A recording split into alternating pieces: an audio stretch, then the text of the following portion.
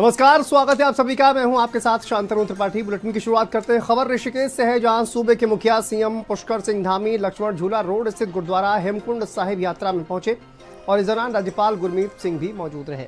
CM Pushkar Singh Dhami ने हेमकुंड यात्रा के लिए पहले जत्थे को हरी झंडी दिखाकर रवाना किया। कार्यक्रम में कैबिनेट मंत्री सुबोध उनियाल, विधानसभा अध्यक्ष रितु खंडूरी, विधायक प्रेमचंद्र अग्रवाल और रेणु बिष्ट सहित कई संत और वीवीआईपी भी शामिल हुए।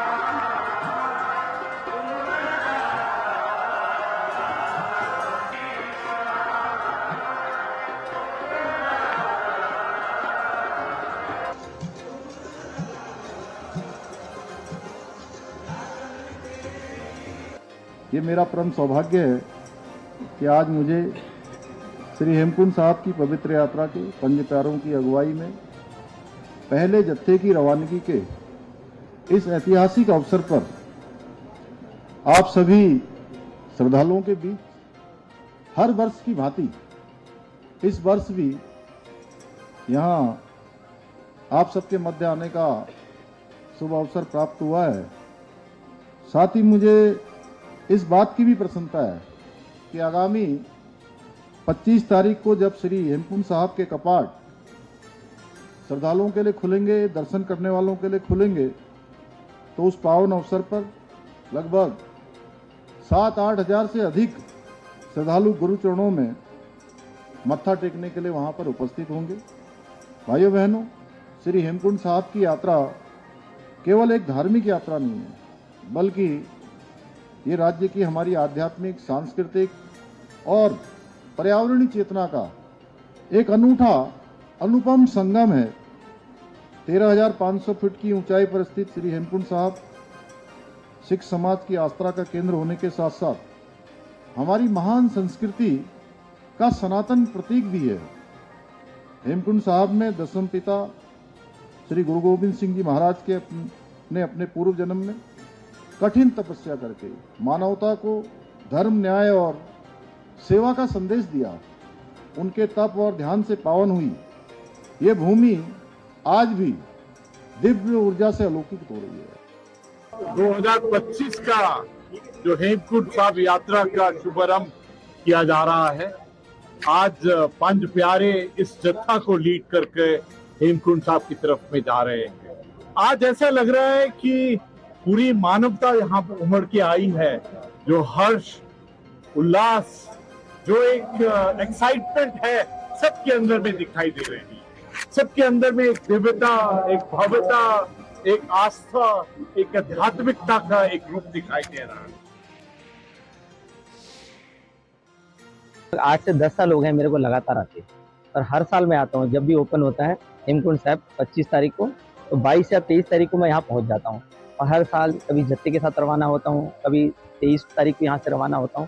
और ये जो अनुभव है ये बहुत ही बेहतरीन है। हर साल मैं फैमिली के साथ आता हूँ, लेकिन इस बार जो संयोग है कि मैं अकेला ही आया हूँ और बहुत अच्छी फीलिंग होती है, क्योंकि तो इस बार आता हूँ और जब क्लोजिंग होती है 10 तारीख के आसपास अक्टूबर में, तो भी मैं आता हूँ।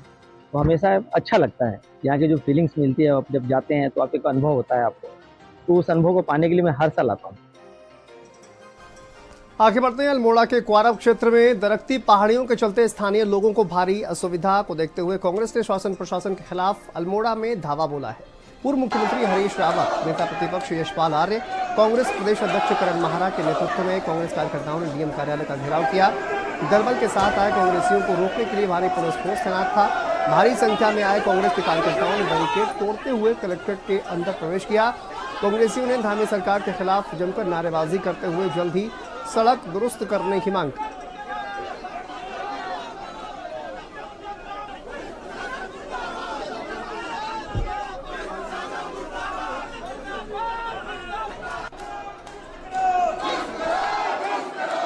क्वारब वाली घटना को कई महीने हो चुके, साल भर हो गया, पैसा रिलीज हो गया, लेकिन काम नहीं हो रहा। लोगों की जान को खतरा है। कैची धाम से आगे को हमारे लोग आ नहीं पा रहे। कौसानी देख लो, बागेश्वर देख लो, रानीखेत देख लो, अल्मोड़ा देख लो, सब जगह के होटलियर्स खाली बैठे हैं क्योंकि टूरिस्ट आ नहीं रहा डर के मारे, क्योंकि कैंची से आगे को आने की स्थिति नहीं, घंटों के जाम लग रहा है। हम वैकल्पिक मार्ग की बात कर रहे हैं। हम देख रहे हैं कि कई हमारे जो बीमार लोग हैं वो लोग वहां जाते जाते रास्ते पर दम तोड़ दे रहे हैं। हमारी एम्बुलेंस बाहर नहीं निकल पा रही। आखिर क्या कर रही है सरकार? बर्बाद करके रख दिया पूरे उत्तराखंड को। अल्मोड़ा, पिथौरागढ़, बागेश्वर, चंपावत का कुछ हिस्सा और जो है रानीखेत, गैरसैंण की अर्थव्यवस्था से जुड़ा हुआ हिस्सा है। 3-4 साल से इससे और कैंची धाम के जाम की वजह से चीजों के दाम कहाँ पहुंच जा रहे हैं। लोग परेशान हैं, यात्री परेशान हैं। हमारे सामान की जो आवक है इन क्षेत्रों के अंदर, उसके मूल्य 15 से 20% बढ़ गए हैं। लूट रहे हैं लोग, लेकिन ये जाग ही नहीं रहे। जिस तरह से जो हमारी पाइपलाइन है, सड़कें हैं, पारब का पुल आज तक सरकार नहीं बना पाई है। पूरा क्षेत्र में फैदा से लेकर अल्मोड़ा तक जाम की स्थिति पैदा हो गई है। सरकार सोई हुई है और एक भ्रष्टाचार ने, मैंने कहा कि सारी सीमाएं लांघ दी हैं। भ्रष्टाचार में यह सरकार अव्वल नंबर पर है और हमारी नैतिक जिम्मेदारी है कि हम सरकार के खिलाफ मुखर होकर जनता की आवाज बने। चलिए आगे बढ़ते हैं। कोटद्वार से खबर है, जहां विधानसभा अध्यक्ष रितु खंडूरी भूषण दलबल के साथ कोटद्वार पहुंची और खो नदी में गिरते गंदे नालों और अवैध अतिक्रमण को लेकर रितु खंडूरी ने अधिकारियों को कड़ी फटकार लगाई। पता है मुझे, ये नाला यहाँ से आप कुछ करो, जहाँ ले जाते हो ले जाओ, अपने घरों में ले जाओ, नदी में नहीं जाएगा। कूड़ा फेंक रखे आप लोग यहाँ पे, कूड़ा क्यों फेंक रहे हो भाई? गाड़ी नहीं आती आपके यहाँ? पूरी गाड़ी आती है ना, उसमें तो डालते हो। सब यहाँ क्या गंद मची हुई है? रहने लायक है यहाँ पे लोग? रहने लायक हो आप लोग इस तरह से? मरोगे, खुद ही बीमार हो गए यहाँ पे। 50 करोड़ की दीवार बना रहे हो, उसको और कमजोर कर रहे हो गंद डाल के।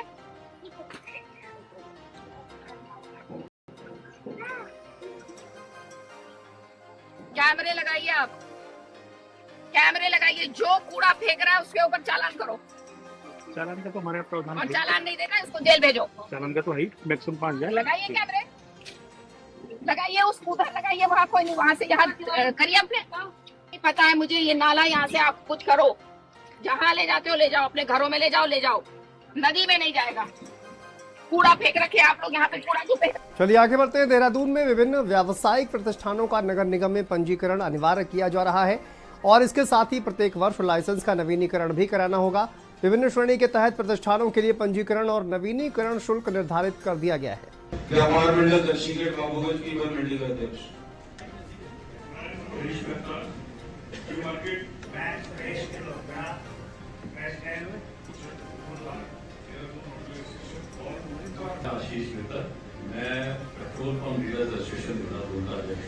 देखिए 31 तारीख का समय तो हमने पहले से ही दे रखा है कि 31 तारीख तक हम इसमें आपके विचार विमर्श सब लोग उसके लिए रास्ते खुले रखें। उसके बाद ही इस पर कोई निर्णय लिया जाएगा, परंतु तब तक हम एक बार बात करके, क्योंकि लगातार बैठकों का दौर जारी है और रोज व्यापारी वर्ग में से कोई ना कोई आ ही रहा है और आज बड़ी संख्या में व्यापारी वर्ग यहाँ पर आया था। सबसे बातचीत करने के बाद और अभी फिलहाल उनको आश्वासन दिया है कि किसी के ऊपर किसी प्रकार से बोझ नहीं डाला जाएगा और एक जो जितना जायज है उतना ही तो सब लोगों से उसमें शुल्क लिया जाएगा। हमारा कोर कमेटी की मीटिंग बैठेगी, हमारी 165 एसोसिएशन हैं, उनके सभी अध्यक्ष बैठेंगे और इसके ऊपर आगे ये तो निश्चित है कि ये लाइसेंस हमें किसी भी हाल में बर्दाश्त नहीं है, हमें स्वीकार्य नहीं है और अगर हमारे को यहाँ से नेगेटिव आंसर मिलता है तो फिर सरकार भी हमारे से नेगेटिविटी की उम्मीद रखे। हम इसको कभी पालन नहीं करेंगे, हम ये लाइसेंस को नहीं लेंगे। चलिए आगे बढ़ते हुए खबर देहरादून से है, जहां पर सरकारी स्कूलों में मिड डे मील की गुणवत्ता बढ़ाने को लेकर जिलाधिकारी देहरादून का बड़ा फैसला सामने आया है। लगभग 125 विद्यालयों में जहां मिड डे मील किचन की सुविधा उपलब्ध नहीं थी, वहां अब किचन बनाने के निर्देश दिए जा चुके हैं।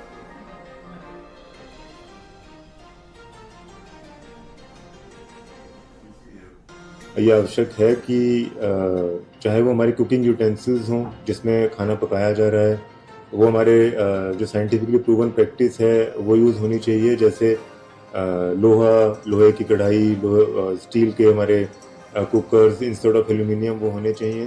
तो हमारे जितने भी अभी स्कूल्स में ऐसा नहीं हुआ था तो उसमें इनको बता दिया गया है, एजुकेशन डिपार्टमेंट 15 दिन में सभी इस तरह के यूटेंसिल्स को रिप्लेस करवाएगा। और इसमें अगर कोई धनराशि की आवश्यकता है तो जो हमारा प्रोजेक्ट उत्कर्ष चल रहा है जिले में, उससे इसकी व्यवस्था हम करें। को लेकर अलर्ट है। उत्तराखंड में कोरोना को लेकर अलर्ट जारी किया गया है। मरीजों की स्क्रीनिंग, सर्विलांस पर फोकस के निर्देश दिए गए हैं। उत्तराखंड स्वास्थ्य विभाग ने निगरानी बढ़ाने का फैसला लिया है। स्वास्थ्य सचिव ने अधिकारियों को स्क्रीनिंग, जांच के निर्देश दिए हैं और अस्पतालों में तैयारियों की समीक्षा के लिए भी निर्देश दिए गए हैं। साथ ही साथ लोगों से सतर्क रहने और लक्षणों पर ध्यान देने की भी अपील की गई है।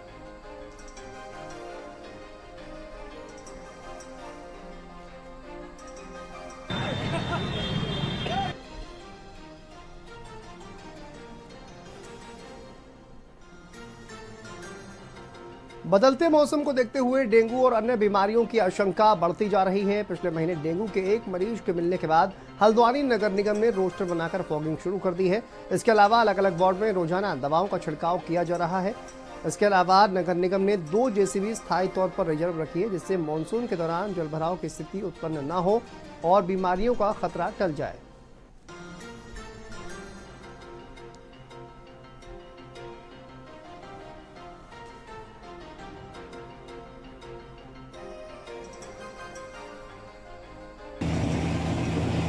देखिए, एक डेंगू का एक पेशेंट भर्ती हुआ था अभी पिछले महीने। इसके अलावा माननीय मुख्यमंत्री जी के आदेश प्राप्त हुए थे कि जो फॉगिंग का कार्य स्टार्ट किया जाए, तो रोस्टर बनाकर नगर निगम ने पूरा एक रोस्टर वार्डवार 60 वार्डों का बनाया है और हमारा रोस्टर के अनुसार प्रतिदिन हमारी फॉगिंग हो रही है।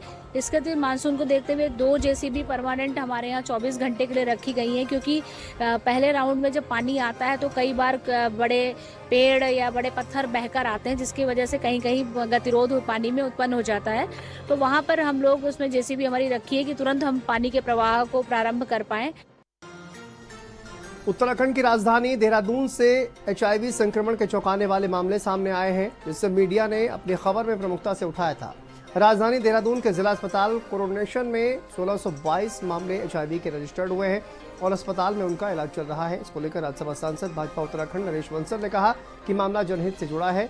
उन्होंने क्या कुछ कहा, सुनिए। निश्चित रूप से जनहित का मुद्दा है और इसमें जनहित में अवेयरनेस की कमी, जिसके कारण से अनेक कारण हो सकते हैं, नशाखोरी, नशे के इंजेक्शंस और अन्य चीजों को भी, क्योंकि ये कंटिमिनेटेड डिजीज है जो एक से दूसरे को ट्रांसफर होती है। संसद में भी इसका प्रयास करेंगे उठाने का, इस मुद्दे को, कि सारे समाज को इसके लिए जागरूक होने की आवश्यकता है। चलिए आगे बढ़ते हैं, अगली खबर का रुख करते हैं खबर कोटद्वार से, जहां पर 4 धाम यात्रा को लेकर श्री बद्री केदार मंदिर समिति के अध्यक्ष हेमंत द्विवेदी का बयान सामने आया है। हेमंत द्विवेदी ने 4 धाम यात्रा पर आने वाले तीर्थ श्रद्धालुओं से अपील करते हुए कहा कि ये भयमुक्त होकर उत्तराखंड आए और यहाँ के चारों धामों के दर्शन करें।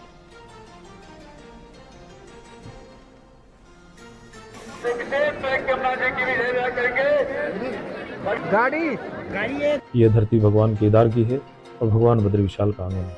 यहाँ भय का कोई स्थान नहीं है। हमारी वीर भारतीय सेना, हमारी देश की सरकार और सुरक्षा बलों ने ऑपरेशन सिंदूर के तहत जो अद्भुत साहस और तत्परता दिखाई, वो प्रत्येक भारतीय के लिए गौरव का विषय है। मैं उसके लिए विशेष रूप से अपने देश के प्रधानमंत्री का बहुत बहुत आभार व्यक्त करता हूँ। 4 धाम यात्रा के दौरान प्रदेश में कई ऐसे पुल हैं जो कि यात्रा रूट पर सड़कों को जोड़ने के लिए अहम भूमिका निभाते हैं। इन पुलों के जरिए ही यात्रा सुगम भी हो पाती है। हालांकि एक आपदा प्रदेश होने के कारण इन पुलों के गिरने का खतरा लगातार मंडराता रहता है और इसके लिए PWD विभाग की ओर से मानसून सीजन से पहले और बाद में इन पुलों का निरीक्षण किया जाता है। जो भी हमारे पुल हैं, हमारी सड़कों पे जो पुल बने हुए हैं, उनको साल में 2 बार हम लोग इंस्पेक्ट कराते हैं अपने सक्षम स्तर से। तो एक बार मानसून से पहले किया जाता है, एक बार मानसून के बाद किया जाता है। तो मानसून से पहले वाला किया जा रहा है, उसमें जो भी इश्यूज आते हैं, किसी पुल में अगर कोई रिस्क होता है या कुछ होता है, तो उसको हम लोग करेक्ट करने की कोशिश करते हैं। और अगर कोई ये लगता है कि ट्रैफिक नहीं चलाया जाना चाहिए या एक सर्टेन भार से ज़्यादा का ट्रैफिक नहीं चलना चाहिए, तो उसको हम लोग रुकवाते हैं। चलिए आगे बढ़ते हैं। ऋषिकेश में 4 धाम यात्रा को सुरक्षित और सुगम बनाने के उद्देश्य से मुनिकीरेती पुलिस ने ढालवाला RTO चेक पोस्ट पर ITBP के साथ सघन चेकिंग अभियान चलाया है। प्रभारी निरीक्षक मुनिकी रेती प्रदीप चौहान ने बताया कि सुरक्षा के दृष्टिगत टिहरी पुलिस की ओर से हर संदिग्ध गतिविधि पर नजर रखी जा रही है।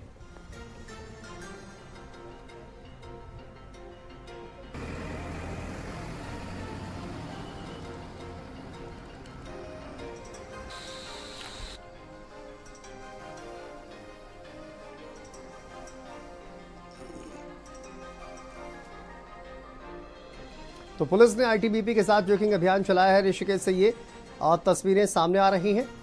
हर संदिग्ध गतिविधि पर नजर रखी जा रही है। उत्तराखंड के मदरसों में ऑपरेशन सिंदूर के बारे में पढ़ाया जाएगा। इससे बच्चों को देश के सैनिकों के बलिदान और शौर्य के बारे में पता चलेगा। वहीं भाजपा के अल्पसंख्यक मोर्चे ने सरकार के इस कदम का स्वागत करते हुए इसे अच्छी पहल करार दिया। कोटद्वार भाजपा अल्पसंख्यक मोर्चे के जिला महामंत्री ताजुद्दीन इदरीसी ने इस मामले में बोलते हुए कहा कि इससे मदरसों में पढ़ने वाले बच्चों में देशभक्ति पैदा होगी। ऑपरेशन सिंदूर के बारे में जो हमारे प्रदेश के मुखिया धामी जी ने जो घोषणा की है कि मदरसों में इसका सेवन पढ़ाया जाएगा, ये बहुत अच्छी पहल है और इसका मैं स्वागत करता हूँ। ये सारी जो चीज़ें हैं, हमारे वीरों की जो वीरता की कहानियाँ हैं, ये वाकई मदरसों में पढ़ाई जानी चाहिए, जिससे हमारे नव युवक जो बच्चे आलिम बनेंगे, मुफ्ती बनेंगे, कारी बनेंगे, उनको भी देशभक्ति के बारे में पता होना चाहिए कि हमारे वीर सपूतों ने हमारे देश के लिए क्या बलिदान दिए।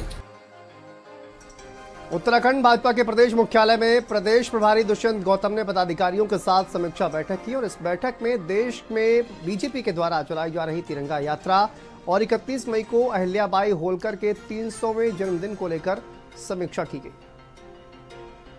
देखिए, जिस प्रकार देश के प्रधानमंत्री नरेंद्र मोदी के नेतृत्व के अंदर भारतीय सेना ने जो गौरवशाली कार्य किया है, देश का भी गौरव बचाया है। हमारी माता और बहनों का जो सिंदूर उजाड़ा गया था और पाकिस्तान का जो सीधा सीधा उसमें हाथ दिखाई दिया, क्योंकि जिन आतंकवादियों को मारा गया था, जब उनका कलमा पढ़ा गया तो उसमें पाकिस्तान की सरकार, बड़े बड़े आतंकवादी मंत्री, सेना के अफसर खड़े हुए थे।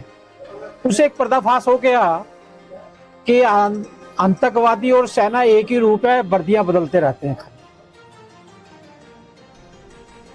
खबर देहरादून से है, जहां पर पूर्व सीएम हरीश रावत ने बीजेपी अध्यक्ष महेंद्र भट्ट पर निशाना साधा है। उन्होंने कहा कि मुझे मीडिया में आने के लिए किसी आयोजन की जरूरत नहीं है, मीडिया वाले मुझसे प्यार करते हैं। सुनिए हरीश रावत ने क्या कुछ कहा। भाजपा के दोस्तों को ये बात समझनी चाहिए, काफल तो सर्वनिरपेक्ष है। वो भाजपाई भी है, कांग्रेसी भी है, वो सब जो उसको देखेगा वो आनंदित होगा, जो उसको खाएगा वो आनंदित होगा। तो वो तो सर्वनिरपेक्ष है। तो ये काफल पार्टी से क्यों नाराज है भाजपा, ये मेरी समझ में नहीं आया। और इनके जो भट्ट जी हैं, उनको तो एक बात समझनी चाहिए, उनके मायके का काफल मंगा करके खिलाया मैंने, तो भट्ट जी को तो खुश होना चाहिए। अब वो कह रहे हैं कि हरीश रावत के समय के लूट के, और मैं पूरे उत्तराखंड में घूम रहा हूँ कि ये झूठ, लूट और फूट की सरकार का भंडाफोड़ कर रहा हूँ। तो भैया कुछ है मेरी ऐसी लूट तो मुझे बता दो यार, किसके पास वो लूट, ताकि मैं उसे मांग सकूं। खबर देहरादून से है, जहां पर कैबिनेट मंत्री सौरभ बहुगुणा ने पूर्व सीएम हरीश रावत पर निशाना साधा है। मंत्री सौरभ बहुगुणा ने कहा कि उत्तराखंड की जनता उनकी वर्किंग स्टाइल, उनकी नीति और नियति को अच्छी तरह से समझ चुकी है। सुनिए कैबिनेट मंत्री ने क्या कुछ कहा। खुद की पार्टी को नहीं संभाल पा रहे और उत्तराखंड की जनता उनके वर्किंग स्टाइल को, उनकी नीयत को, उनकी नियति को, उनकी राजनीति को बहुत स्पष्ट तरीके से समझ चुकी है। और मुझे पूर्ण विश्वास है कि जिस तरीके से उत्तराखंड की जनता ने 17 में भी उनको नकारा, 19 में भी उनको नकारा, 22 में भी नकारा, उसी तरीके से आने वाले 27 के चुनाव में भी उत्तराखंड की जनता, देवतुल्य जनता जो है, वो माननीय प्रधानमंत्री जी के नेतृत्व पे, भारतीय जनता पार्टी के किए हुए कार्यों पे और फिर से भारतीय जनता पार्टी की सरकार बनाएगी उत्तराखंड में। आगे बढ़ते हैं, देहरादून से खबर है, जहां पर एनएसएस द्वारा राष्ट्रीय आतंकवाद विरोधी दिवस पर कार्यक्रम का आयोजन किया गया और इस कार्यक्रम में कैबिनेट मंत्री गणेश जोशी ने बतौर मुख्य अतिथि शिरकत की। दीप प्रज्वलित कर कार्यक्रम का शुभारंभ किया गया। इस दौरान कैबिनेट मंत्री गणेश जोशी ने आतंकियों से मातृभूमि की रक्षा के लिए अपने प्राणों की आहुति देने वाली हुतात्माओं को राष्ट्रीय आतंकवाद विरोधी दिवस पर श्रद्धासुमन अर्पित किए।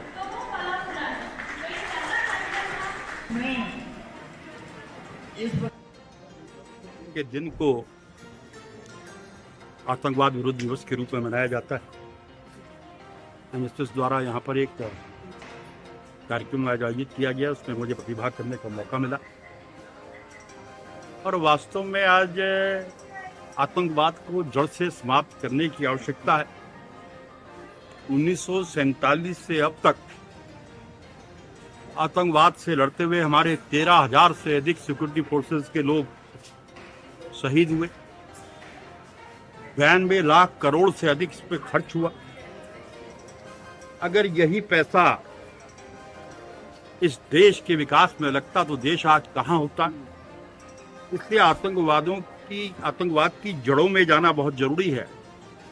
ये तब होगा जब हमारे अंदर नैतिक मूल्य होंगे, हमारा चरित्र होगा। उत्तराखंड में खेल सुविधाओं को बढ़ावा देने के साथ उनकी नई पहचान स्थापित करने के उद्देश्य से 4 प्रमुख खेल परिसरों का नामकरण किया गया है। इन नामों को राज्यपाल की ओर से स्वीकृति मिलने के बाद शासनादेश जारी किया गया है। 4 प्रमुख खेल परिसरों के नए नाम को लेकर अब शासन आदेश जारी कर दिया गया है। वहीं स्पोर्ट्स लेगेसी प्लान के जरिए सरकार खेल परिसरों में कई नई सुविधाएं लाने की तैयारी कर रही है।